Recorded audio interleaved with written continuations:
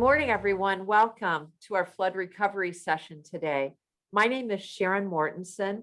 I serve as President CEO at Midland Area Community Foundation, and we're pleased to do these calls in connection with the long-term recovery group in Midland County. Our purpose is to educate the community about the work of the long-term recovery group and aspects of flood recovery in our community. I wanted to just mention our long-term recovery group.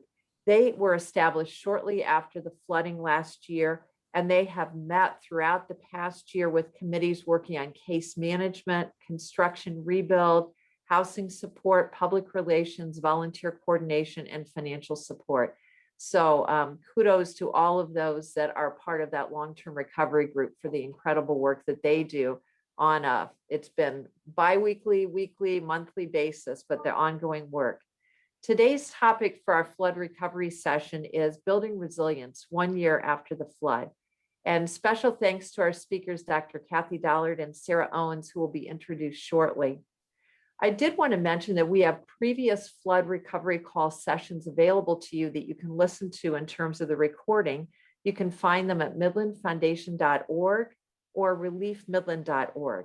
And these cover everything from how the long-term recovery group is set up and an overview of case management, FEMA resources, mental well-being, flood recovery for businesses, city and county housing codes, case management and volunteering, your flood recovery dollars at work, Sanford recovery, neighbors helping neighbors.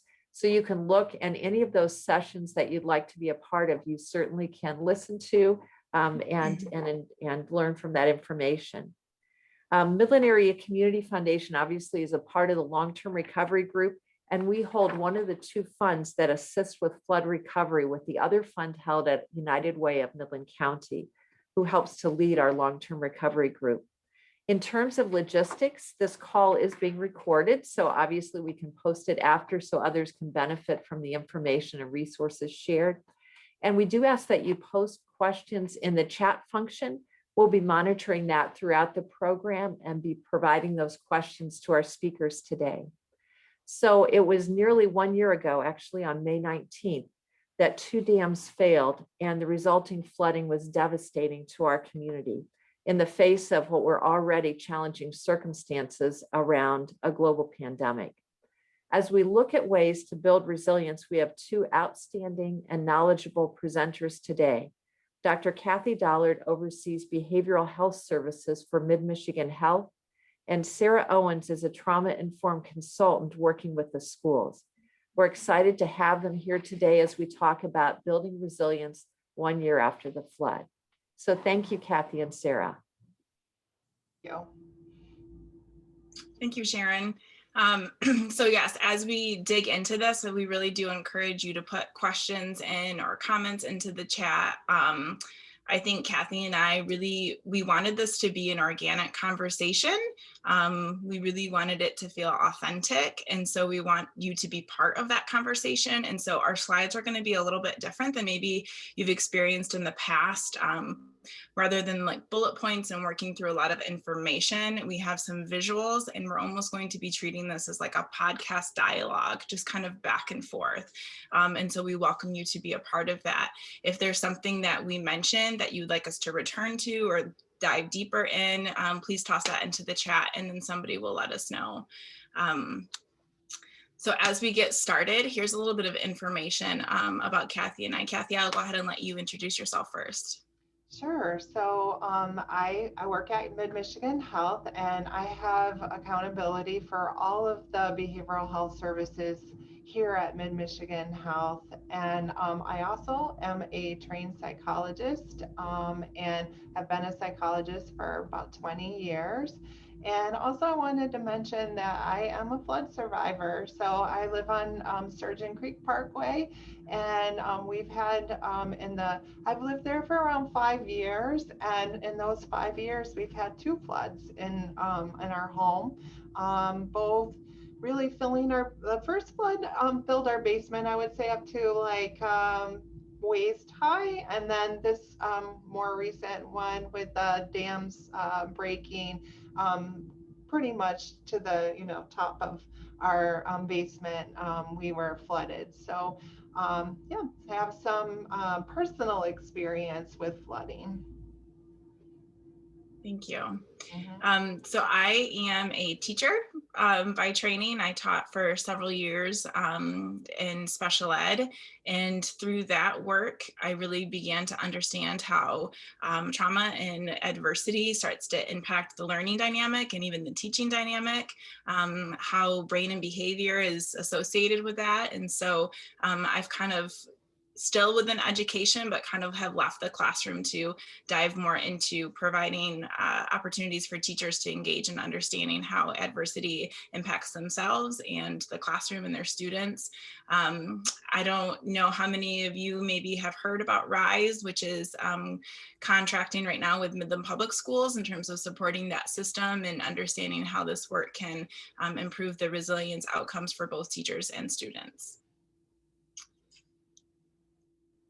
So the teacher in me has a schedule for you, so you understand kind of where we're going today.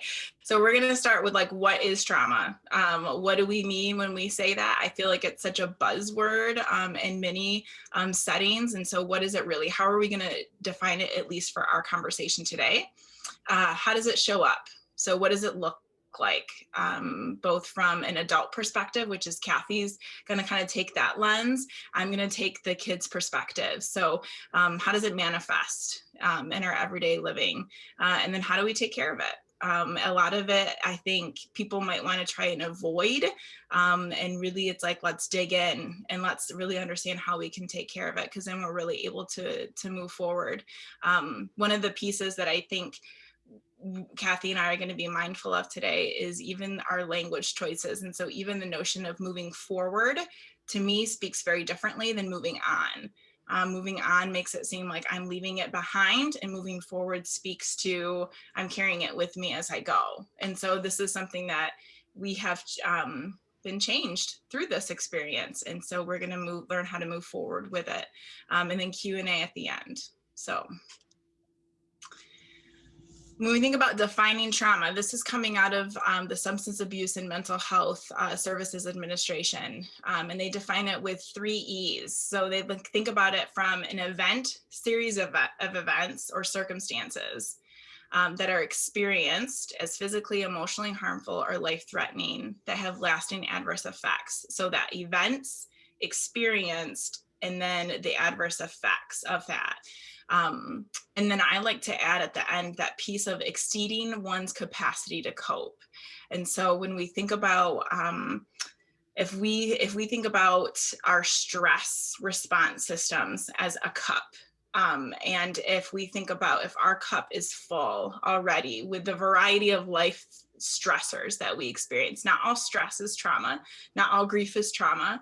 And so when we think about, as we fill that cup up with like the life stressors that we just all have, work and family and personal well-being and all of those things, that could impact how something that gets added on top of that could change that experience into something that might feel more traumatic. It's also important to recognize that it is an experience. And so you could have one event that is not a traumatizing event for somebody, but it is a traumatizing event for somebody else experiencing the same event. When I think about kids, even within the family unit, you could have parents who are getting a divorce and one child does not identify that as a traumatizing event and another might. And so it really is how we experience that. And there's lots of different factors that play into why it could become a traumatizing experience for us or why it could not. So I think that's important to recognize that it's not black and white. And as Kathy and I were preparing for this, we kept coming back to like this just desire to normalize.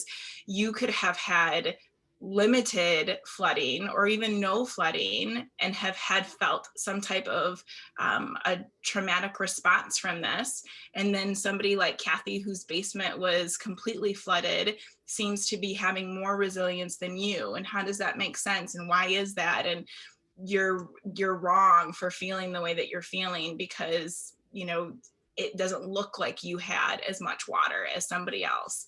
And so we really just want to normalize that there's so many pieces that come into how trauma is experienced and how it shows up. When we think about the lasting adverse effects, we recognize that because it is an experience within our body, it's more than just psychologically how we process things. Our bodies are going to respond to that. And in doing so, that can sort of change the way that our body and brains show up. And so we might have lower capacity to deal with the everyday things that maybe we once used to be able to manage fairly well, all of a sudden now seem much larger. It might show up physically with things like my asthma is kicking up, or I'm having harder time sleeping. It's going to show up physically because we actually have a physical response from what we're experiencing.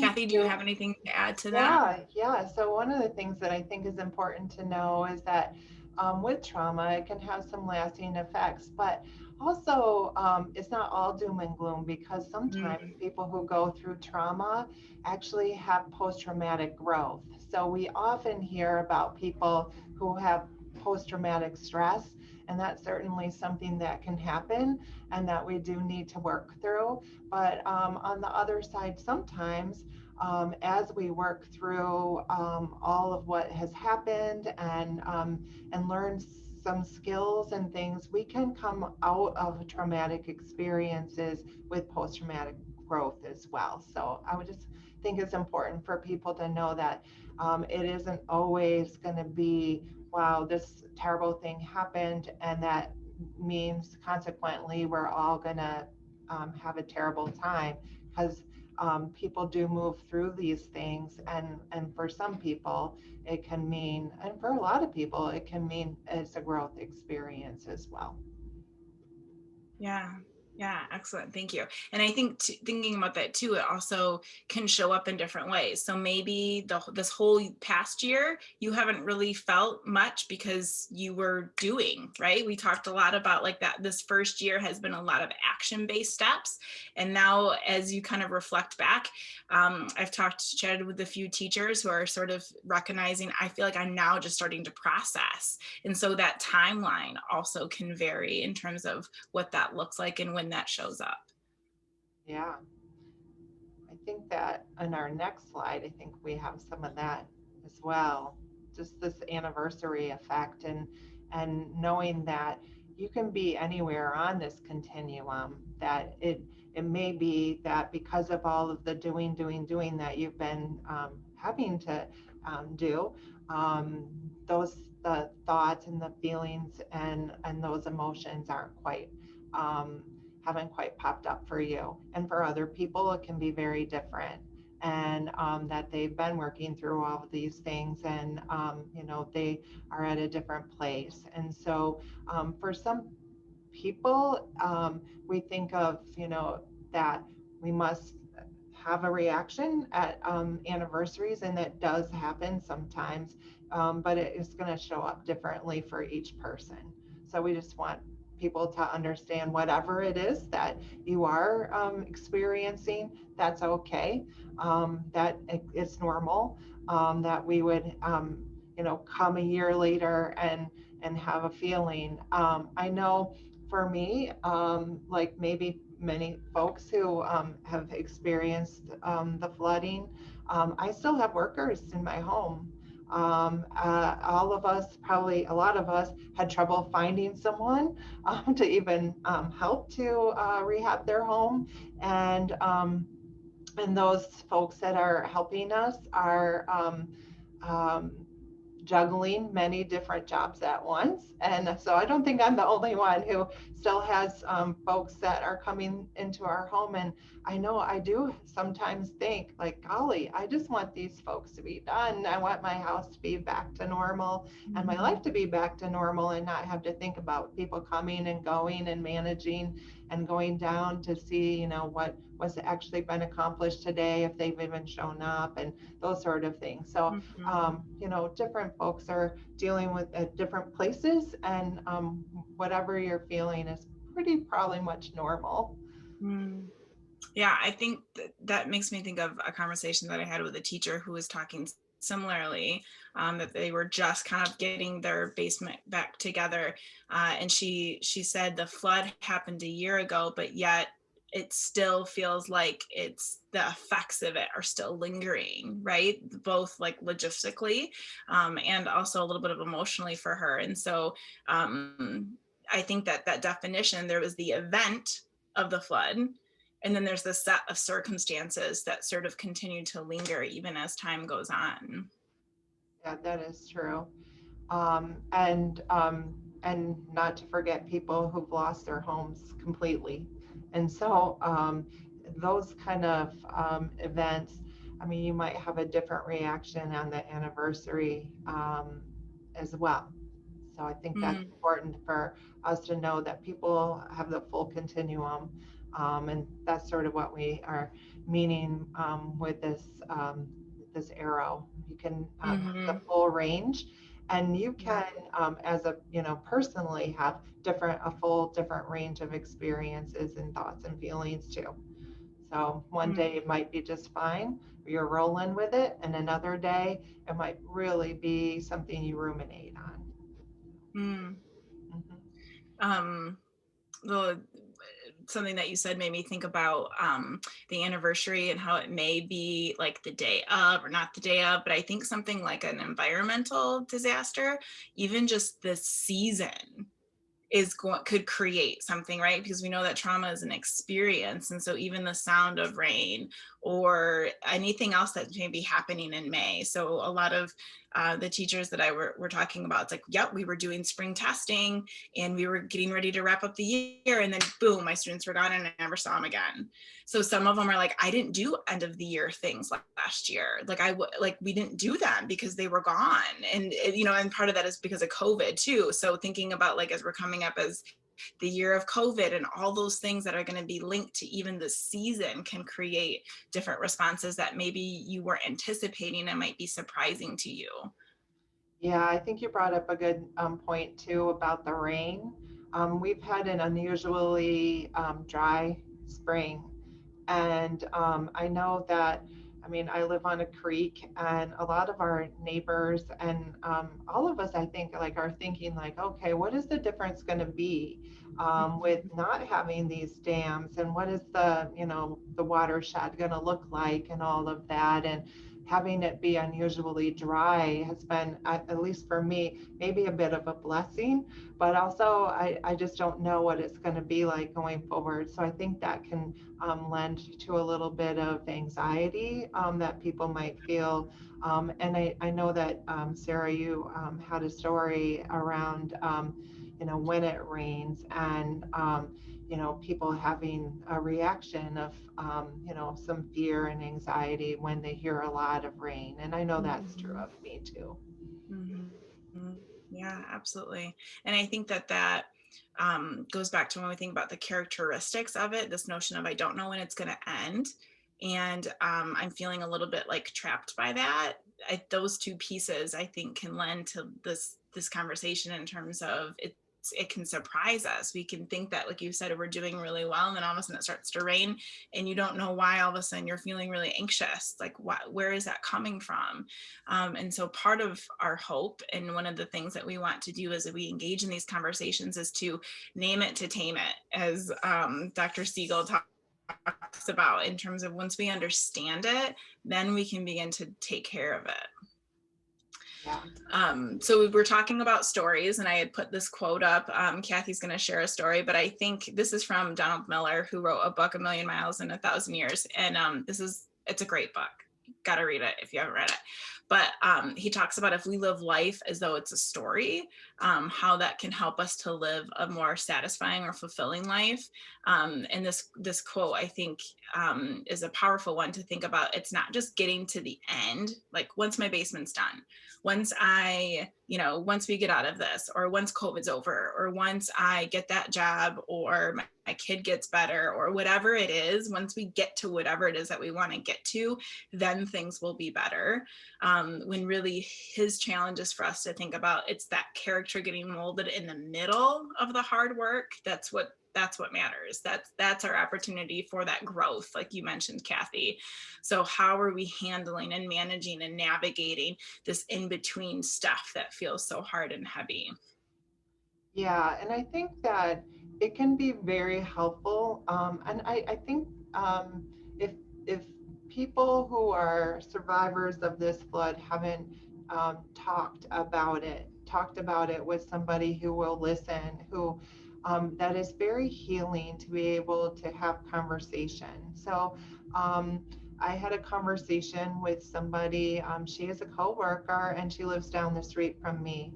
But her house was in the floodplain. So she had a very different experience in some ways because she needs to come up to these FEMA standards, which were a big surprise to many of us, where she has to actually move her house up above the floodplain. And so she's rented a home.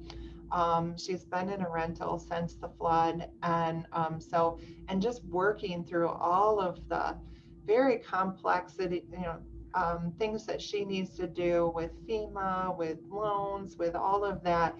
And her house is still just in this where they've taken all the bricks off and they're going to raise the house. And she said, just going in there and she saw that there were animals that had been in her house. And she just was, she's in tears talking about it. And in a year later, because she still is going through it. And it just reminded me also of times where I'm fine, fine, fine. And then something comes on. I listen to NPR in the morning and something came on NPR and it just brought me to tears. And it is, it's okay. And what I found is talking about it. So at the end, when I was talking to her, I was really talking to her to say, hey, what's your experience and how are your kids doing and things like that.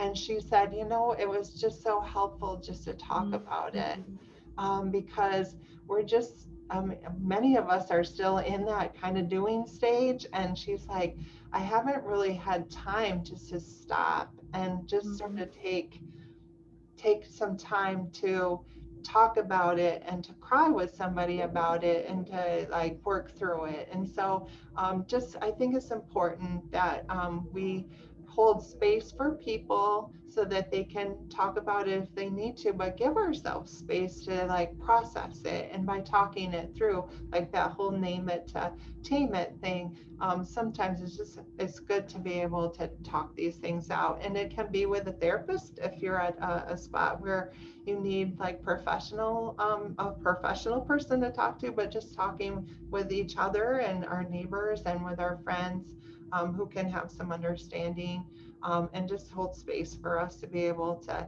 more and kind of, this past year a little bit and to move past this trauma.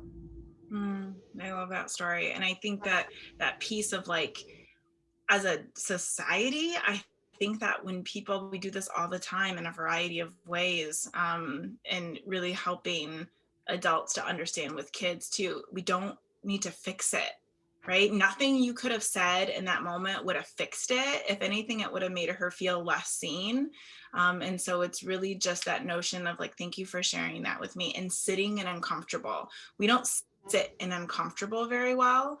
As a society, we don't like it, right? We want to avoid conflict. We want to avoid sitting in uncomfortable. And a lot of times that's all it is that we need.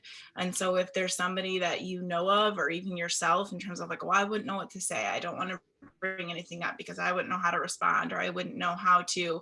And a lot of times even just saying, gosh, I don't even know what to say, I'm just so glad that you told that to me, right? And that is so much. If you've ever seen the TED Talk that Brene Brown does on the differences between empathy and sympathy, sympathy tends to create like a silver lining, like, well, at least you have workers, or, well, at least you have, you know, like you're making progress, or at least you have, right? We try to do this silver lining, and a lot of times that can make that person feel disregarded, or their story not feel as impactful as it actually does, where empathy sort of identifies within yourself a time where you maybe felt similarly, maybe not with the flood, maybe not in the same like context, but where you felt overwhelmed, or you felt trapped, or you felt, and you're able to re-identify back with that, and then just sit in that with them. And that connection can be so supportive. And as we think about that, that kind of leads us to this conversation of part of naming it to taming it is understanding how a traumatic experience can show up in our brain and body.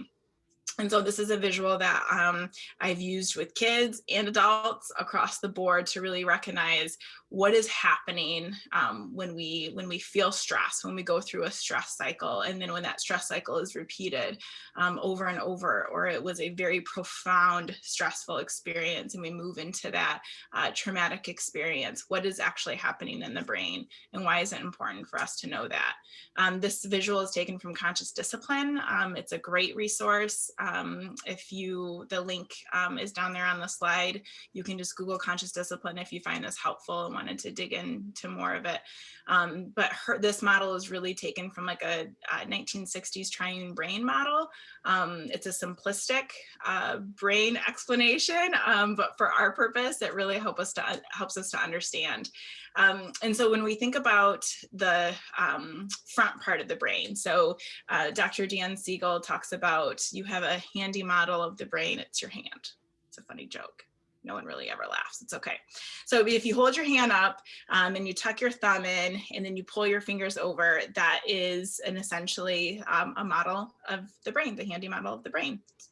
And so the front part, fingers here, would be where your forehead is. And this is going to be the prefrontal cortex, so the executive state.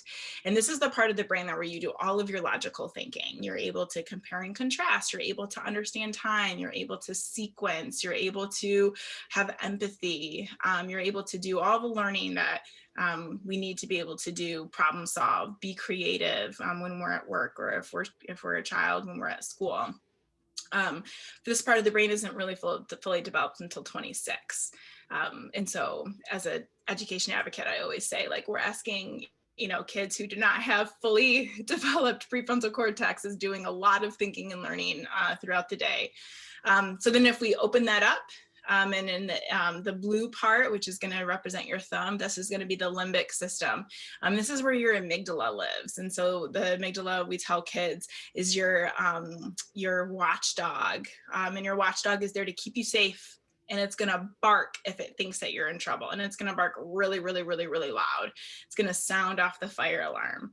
And what happens when that does that, we actually flip our lid, is what he says. And so we have a lot of surge of adrenaline and cortisol to help us to stop thinking, because if we were really in danger, we wouldn't want to overanalyze. We wouldn't want to overthink. We just act, we just respond, we just do without thinking. We all have experienced this before, right? You're driving and it looks like there's an accident up above, and you turned on the radio because you can't really process language. This is the part of the brain that processes language. I can't process language anymore, so I'm going to turn that down so I can really focus on what's happening. And you might even wonder, like, as you get through that, you look back and you're like, I don't even remember passing that. I don't remember driving through that. I don't even remember, because part of your brain that understands time and sequence was no longer online, and you were responding from this part of your brain. And this part is the emotional state of the brain.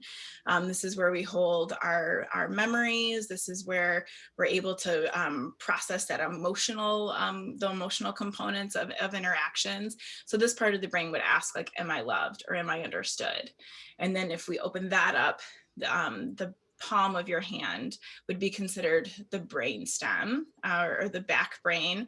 This is where it holds all of your functions like breathing and heart rate and temperature.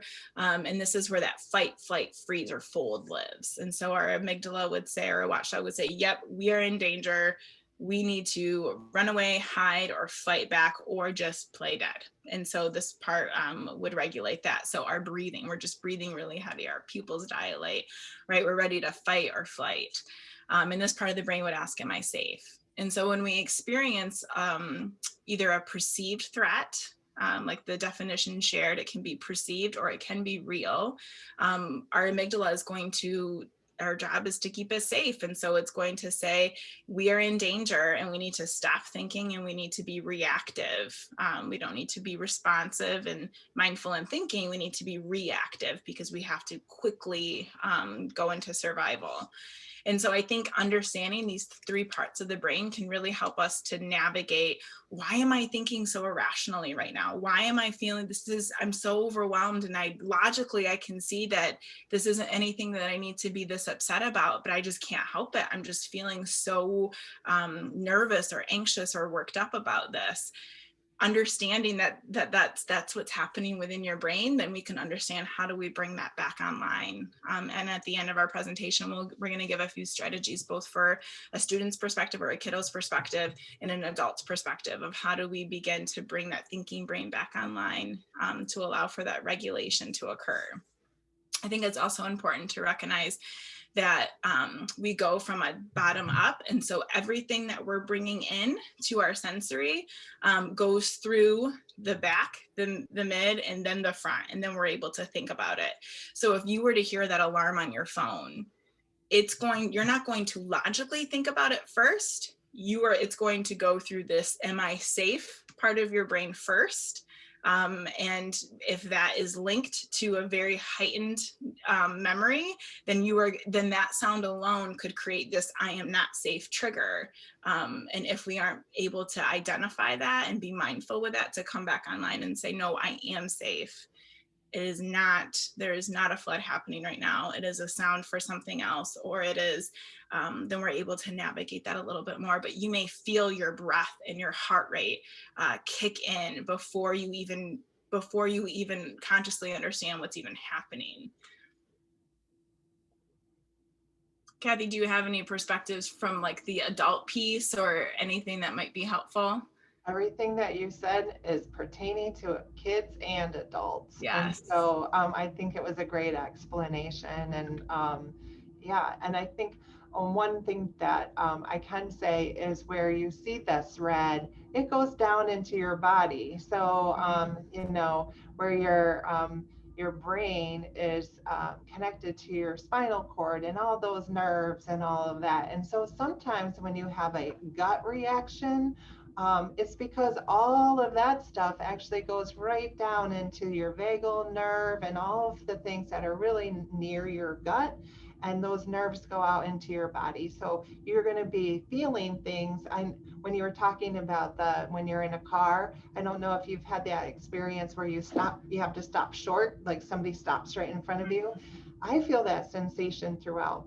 I mean, I always feel it in my hands. I feel it throughout. And that's because your nervous system goes out throughout your body. So you're going to feel things in your body sometimes, even before you are recognizing it up here or in the blue.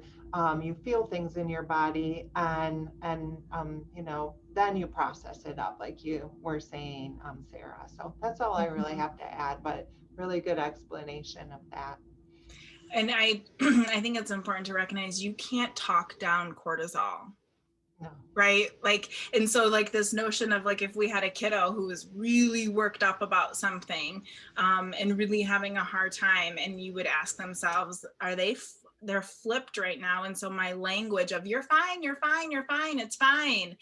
Think about your perspective, because you're right, Kathy, this works for adults like it does kids. If you are feeling really like, let's say you do experience some type of accident, or if there was something, if you go back to the day of the flood and somebody were to say, hey, you're fine, it's fine. And you were in that heightened state of packing up and you were getting, what would that do, right? Would that help that body of like, oh my gosh, my butterflies, my stomach is turning, my heart is racing, I'm feeling like I can't think, I'm feeling that wouldn't have talked that down. And if anything, it would almost become more agitating because it is now a barrier to your survival, because your brain is having to listen to that language and focus in on that. And it's something that you're not able to do at that time. And so when we think about supporting one another, whether it's an adult or a child, being able to understand these sort of 3 different states can really help us in that moment to know. Going back to the story of the neighbor that you were speaking to, if you were to start to logically explain to her all the things that she, has in place, but she's coming to you from a very emotional state and it's feeling very real. She didn't say, okay, body, cry. Right, the hormones and chemicals in her system was recognizing that this is going to be a response. Like you mentioned, Kathy, sometimes you're driving and you're like, I'm crying and I don't even know why I'm crying. This can kind of help us to understand the why that might be happening, and then how to be able to support each other. And if we have a friend or a child or something that is in this sort of like, they're asking, am I safe? Then we need to be able to help calm them. If they're asking, am I safe, or am I understood or loved? Then we need to really connect with them. And then when they're here, then we can start to problem solve. Yeah, in a few minutes, we'll get to some of those exercises that can get to that calming, because you're right. Just, you can't talk to somebody to get them calm, but there are some exercises like deep breathing and things that actually have a direct impact on that vagal nerve that can help to bring down that cortisol and quiet down your amygdala. There are things that we can do that are not cognitive, but that are more action or behavioral, or things that we can do to help us. So yeah, so great. Yeah, and when we think about like the sensation, so the words on the side there is like the language of that brain state. And so words are the language that the front brain understands, emotions are the language that midbrain understands, and sensations for that back brain.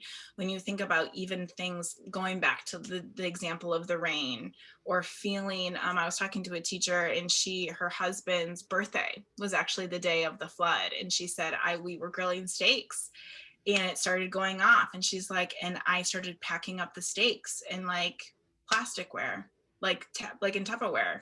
And I'm handing my kids trash bags saying, fill up what you can.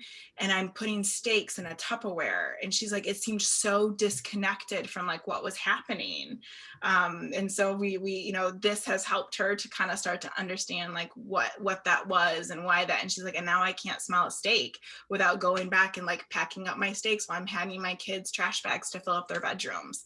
And so when we think about that sensation piece, that smell, right? And Kathy's going to do an activity that really helps us to understand our senses and how it connects to that, and then would trigger these different brain states based on that. Yeah, I think we need to move on to this idea of thoughts, feelings, and behaviors, that they're all connected. And so I think of it as a triangle. And I think a lot of times people don't think about their thoughts. They think that if they believe something, it's true. And so by kind of disconnecting these things and knowing, okay, I have a thought, that it doesn't necessarily mean that that thought is 100% true. And sometimes what I can do is look at a thought and think, what's the evidence for that actually? Or I can also think about it, or I look at a thought and think, is that a helpful thought? Or maybe it's not a very helpful thought. Maybe there's some truth to it, but my thinking about that, like, I've had some weight issues throughout my life, and I call them fat thoughts, like thoughts about being fat and all of that. And if I start ruminating and getting in a trap around those thoughts, it's just not helpful. It doesn't make me feel better. There's nothing very motivating about it. And so sometimes you have a thought that's not a completely untrue, but it's just unhelpful, and it's good to just move away from those thoughts. Also with our feelings, you can't just say to somebody, snap out of that feeling. It's really hard to change feelings just out of sheer will to change a feeling, but we know that these things are connected. So you might be able to change a thought in order to change a feeling. So maybe maybe is an angry thought, and the angry thought is somebody bumps into you and you think, oh, they meant to do that, what a rude person, and you turn around and it's maybe a person who has a service dog and they're blind and they bumped you accidentally, or it's an older person or something, and automatically that they meant to do that thought really erases, and your hot feeling of anger goes away instantly because you re-perceive that and you rethink about it. We also know that our actions and behaviors that we do can have a profound impact on how we think and how we feel. And so there is some research too around exercise and how exercise can have a great benefit to people who have depression or anxiety. And we also know of people who are having a trauma reaction. Sometimes just going back and forth, pendulating, can really help. Helps to quiet your brain and helps with that amygdala. And or you can do something that's meaningful to you, something productive. Sometimes when people get in that ruminating thoughts and they just keep spinning and spinning, they think it's really good to think, okay, now this is not super helpful, but what is something that I really care about? And I'm going to do that instead. So, and sometimes you can just do the opposite action of what it is that you kind of think that you want to, I just want to crawl into bed. And instead of that, you say, well, maybe instead of that, I'm going to clean up a few things around the house because it'll make me feel better. Or I'm going to take a walk with my dog. It'll make me feel better. So we know that your thoughts, feelings, and your actions and all come together. And by paying attention to your thoughts, you can change the way that you feel.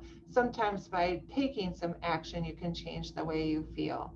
Sometimes by having gratitude, you can change the way that you feel, how you start your day. And so just this is a great illustration for kids and for adults to know, like, you can have some impact on the way that you feel by changing either your thoughts or your actions. And what would you like to add to that, Sarah? Yeah. So this is something that you can even think for yourself, and even having something like this visually for you, right? Because if you're feeling really anxious, then chances are that you're a little bit flipped and you're not going to remember to be able to think about the strategies. And so maybe even having a list of the things that help you to feel better. But I think learning to recognize what that feeling is.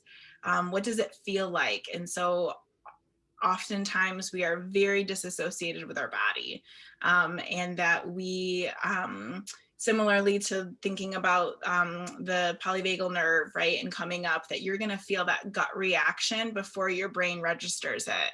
And so when we have those sensations within our body, those feelings within our body, we label them with language such as anger. But what does anger feel like in your body? How do you know that it's anger? Because then you're able to then take care of that feeling. By the time that your brain has registered it as anger, that cycle has been sort of like completed, right? So thinking about, how do I know what anger feels like and that sensation? Because then I can take an action to take care of it, which then will help my thought on that. I think it's also helpful to be able to support kids in this, because a lot of times it can feel very scary to have such strong reactions. And then if you're told that it's either bad or you just need to fix it, or if things are taken away from you because of that and you don't even understand it, it can add to that. So I'm wrong. I'm starting to feel like I'm going to yell. I get in trouble when I yell. I'm getting more anxious, which makes me feel like I need to yell more, right? I mean, and it just creates this cycle. And so if we're going to be able to stop that, then we need to be able to normalize the different pieces of that in order to be able to take care of them. I agree. And it's just so helpful. I think sometimes it's people forget that just because you have a thought, that doesn't mean it's the truth. And so if you just have a thought, you can change it. If you have a feeling, you can recognize it, name it. And sometimes by naming it, you can change it. And you can always take some action. So I think it is really empowering to know about this.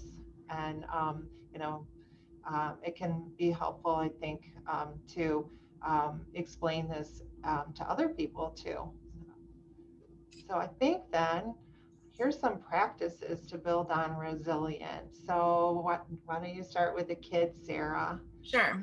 So we've mentioned this a couple times, but this idea of taking care of all emotions, and some of that we have to be a little bit reflective of in terms of adults. If we are struggling with the flood and how it's manifesting for us, it's hard for us to take care of our kids who are also feeling a little bit anxious. And we might recognize that their worldview and perspective is only what they have, right? And so our capacity to engage in conversation with them and be open to sit in some of that uncomfortable, to be able to identify that or name that. And then also on the other side, I think it's important to recognize that just because we might be feeling strong emotions or anxiety about where we're at in that continuum doesn't necessarily mean that our kids are, because it's an experience, right? So you may have seen the larger picture and like some of the logistics, the heaviness of what it is to sort of have to navigate all of those pieces. If your child had a ton of protective factors around them and they felt safe and loved that entire time, they might have quite a bit of resilience right now. And so just recognizing that we need to be able to name that, to tame that, understanding what that is and kind of that. When you see those strong behavior pieces and we ask kids like, how are you feeling, or what are you thinking right now, or what's happening, think about this, think about the brain, and think about if they're really crying right now, they might not have the language to be able to name that.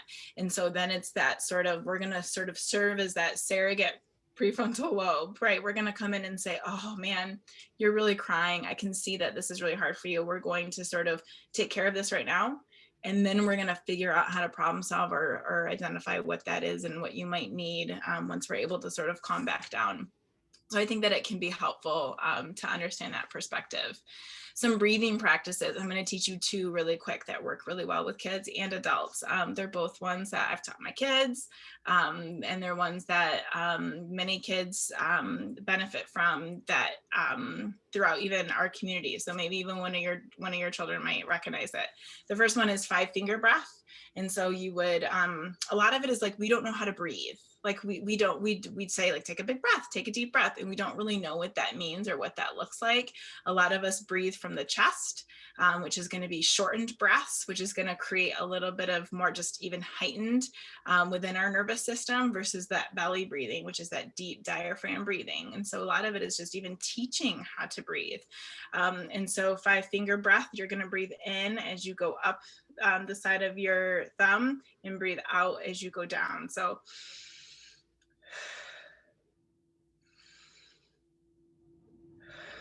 this is helpful because it helps for as long as I'm going up my finger as I want you to be breathing in. And so it forces them to breathe longer than what they typically would. It's also a visual. And so if I'm feeling here, or I'm even feeling here, your language of take a deep breath, I'm not even listening. Remember, language is processed here. And so, but holding up my hand, and if this is something that we've done together often, and I'm starting to feel a little bit anxious, just holding out my hand and doing my finger, I don't even have to say anything. And that child might know what that is and then is able to sort of involve that practice. Another one is dandelion breath. So this is one that I taught my son when he was like 2, and he still will utilize it. But if we think about the white fluffy things on a dandelion, right, they've gone to seed, we're going to bring that up. Your hand is going to be that, and they're going to have them breathe, and they're going to be like, because they don't know how to breathe. And you're gonna be like, oh no, try again, right? And so there's playfulness that's going to be involved in that. And they're going to take a bigger breath. Almost, try again. Right? And then you make it fly away. And so there's also a connection piece that's happening as we practice that, but you're able to sort of control and be a visual for something so abstract of breathing. Reframing, Kathy mentioned this, did a beautiful job kind of going through this notion of, is it true and is it helpful, and teaching kids about those pieces and how does that make you feel when you say that that this is really scary or this is really hard. How does that make you feel? And then what does that make you want to do? And so even being able to review that with them. And then finally, I love you rituals, which is also something from conscious discipline, but it really starts to connect this notion of I am safe and I'm feeling loved. And it can be a tool to sort of come back online. When we think about ways to connect well with kids, there's pieces that are included in that. So things like eye contact, presence, which is something that is the biggest gift you can give your kid, is just to be present with them. Playfulness, which we've mentioned, laughter, having that playfulness, and then touch. Those are the four sort of like ingredients to really strong attachment. And that alone can look in a variety of ways. So one example could be before my kids go to bed, or after school. If I'm feeling really, really crazy in the morning and I hardly have even looked at them, and I'm giving them commands to get out the door, and I'm feeling really stressed out and overwhelmed by that, this is an I love you ritual that we do. I'll take their finger and I'll say their name. So I'll say Jameson, Michael, Owens, I love you. And it takes 10 seconds, right? But we do it often, and it's paired with this sort of, and then when we do it, he just kind of, and I kind of feel kind of fuzzy, and it just kind of creates those joy juice hormones kind of get released a little bit. And it's just a really simple way to help him feel a little bit grounded. And he's told me before that when he was at school and he started to feel anxious about something, he would do it to himself, because we know that neurons that wire together fire together. And so just like in that, unfortunate way of hearing that sound on your phone is going to fire, here we go. And you're going to go into like, I'm not safe, and re-experience that in that moment. We can use that to our benefit. And I can wire, you're safe, you're loved, you're capable. And then when he revisits that strategy, he'll feel, experience that I'm safe, I'm loved, and I'm capable, whenever he experiences that. So those are a few of the kid ones. Kathy, what do you want for adults? Those are great. And some of the ones that I put down for adults, a grounding exercise. So a grounding exercise is when you're just really not feeling in your frontal lobe at all, and you're just feeling a kind of a little anxious and out of control. You can do a grounding exercises that is 5, 4, 3, 2, 1. And so it's 5, you ground yourself by saying, what are 5 things right now that I can see? So 5 things I can see. I can see a picture on the wall, or I can see the sky. I can see the floor. I can see my own hand. I can see my phone. And 4 things that you can feel. So I can feel my feet on the floor. I can feel my hands together. I can feel the surface of my desk. I can feel the softness of my hair. 3 things that you can hear. I can hear the sound of my own voice, and so 3 things. 2 things you can smell. So maybe you can smell your own clothes or coffee or lunch. And 1 thing that I can taste. So I can taste the fresh breath of the air, a mint gum, or something like that. It helps to get you grounded back into your body and back into, it disrupts all of that rumination and that feeling of anxiety. So that's 1 thing. Gratitude.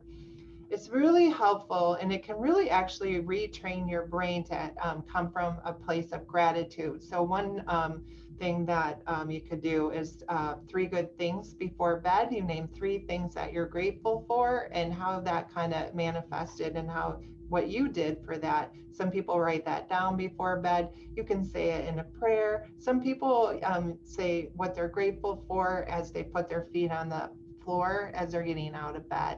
And coming from gratefulness, it really disrupts this feeling of anxiety. Values clarification, I kind of mentioned that a little bit before with trying to get to what do I really care about? What thing do I want to spend my time on? Is it family? If it's family, how is that manifesting in my life? Behavior activation is really trying to kind of put some things down of what you want to do, put things on a calendar. A lot of times when we start feeling depressed or anxious, we stop doing things that are pleasurable. And so it's really kind of putting things on a calendar or making dates so that you make sure you do that. And with mindfulness, there's different meditations, and a lot of us know that there's apps out there for meditation and mindfulness. And it's basically the idea of mindfulness is to be one with yourself in a moment and understanding that moment without judgment. And so I thought we would go through a quick mindfulness exercise, and this slide really shows your brain on mindfulness. So this will take just a few minutes, and then we're going to be wrapping up. So if you're comfortable, close your eyes, or else just focus on a spot and rest your eyes there. Now bring your attention to your breath. You experience your breath going in and going out. You can't hold your breath or you will suffocate. Same as holding any experience leads you to suffocate, because experience is ever changing. Bring your awareness to your chest and to your heart as you breathe in and out. Now mentally ask yourself, who am I? What am I? Don't try to answer it, but just go a little deeper. Am I the changing experience of my body, or am I the observer of the body? Am I the changing experience of my mind, or the observer of the mind? You don't have to try to answer it. The insight will come spontaneously as you breathe in and out. Now go a little deeper and ask yourself, what is my deepest desire? What do I want for myself, for my family, for my friends, for my community, and for the world? What is my deepest desire right now? Again, you don't have to try to answer it, but just be aware of any sensations, images, feelings, any thoughts that may spontaneously come in this moment. The next question is, what is my purpose? What is my calling right now? How can I make a difference? How can I serve? Again, you don't need to answer, just observe any sensations, feelings, images, thoughts. This is an exercise in mindfulness, but also of reflection. The last question is, what am I grateful for? What am I grateful for? Because when you're grateful, you can't hold hostility and anxiety at the same time. So ask, what am I grateful for? And observe any sensations, images, feelings, or thoughts that arise. Just rest in this moment in the presence of your own being and awareness, and things become clearer. Perhaps this moment we can come together in a shared vision for complementing each other's strengths and forming relationships for a more happy and healthy community. Just breathe in, breathe out, and thank you for participating in this short exercise, which I hope leaves you feeling more at peace. All right, so I hope that felt good to people, trying to just sort of sit with that and kind of observing, what comes up for you. So I think we had one question in the chat at least, right? Yes, we do have one question, and Okay. we'll handle this and then get ready to close up. But it was people who were flooded, are still experiencing it, and others have moved on and it's just not on their radar. How do we gently bring people back into those who are still experiencing the flooding, who are still traumatized, to help them, to listen, and to encourage them? Yeah, that's a great question. I think, it's hard because it shouldn't necessarily be up to the person who has been flooded to have to bring that up. And so it might be that it in our community, as we are coming to this anniversary, we can have some reminders of that. I think in our faith communities, perhaps that's something that could be mentioned, that there are some people and that this listening and holding is really important. And so I guess also, as we are all, the folks on this call can spread the word on that as well. Sarah, what are your thoughts on that? I would go back to that original conversation that we had about even just the encouragement can come from just listening. So just like hey, I see you still in just the mess, and I just want to hear you. Tell me about what it's like. Tell me about what you're feeling. Tell me about, and chances are you won't have to poke very much, right? You won't have to have a lot of questions. That even just opening up the space will allow them to feel encouraged.